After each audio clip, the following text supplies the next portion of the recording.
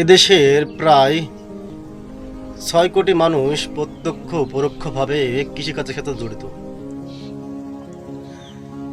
কেউ কৃষির সাথে ব্যবসায় জড়িত, কেউ চাষবাসের সাথে জড়িত। প্রায় ৬ কোটির বেশি মানুষ কৃষিকাজ করে। কিন্তু কৃষকের যে বাজেট ঘোষণা হয়েছে এবছর মাত্র ৪%, মোট বাজেটের ৪%। যেখানে ১০-১১ অর্থ বছরে কৃষকের বাজেট ছিল সেই সময় ১০, ১০.৫ তারও উপরে।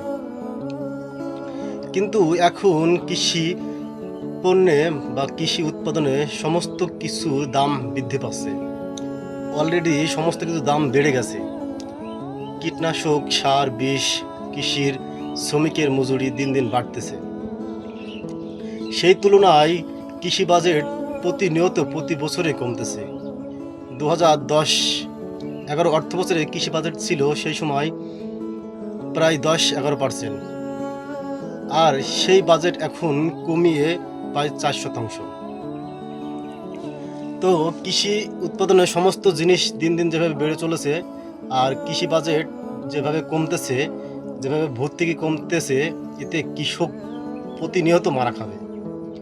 তাদের চাষবাদে চাষ খরচে প্রতিনিয়ত মারা খাবে। আর এদেশে কৃষক যদি ধ্বংস হয়, প্রায় ৫-৬ কোটি মানুষ বেকারত্ব বরণ করে নেবে। দেশে দিন দিন বেকারত্ব বাড়তেছে।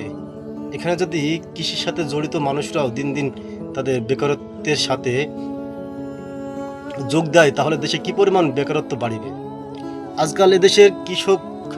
আজকাল এদেশে ইয়ং ছেলেরাও কৃষিকাজের সাথে জড়িত হইতেছে। শিক্ষিত ছেলেরাও কৃষিকাজের সাথে জড়িত হইতেছে। কৃষকের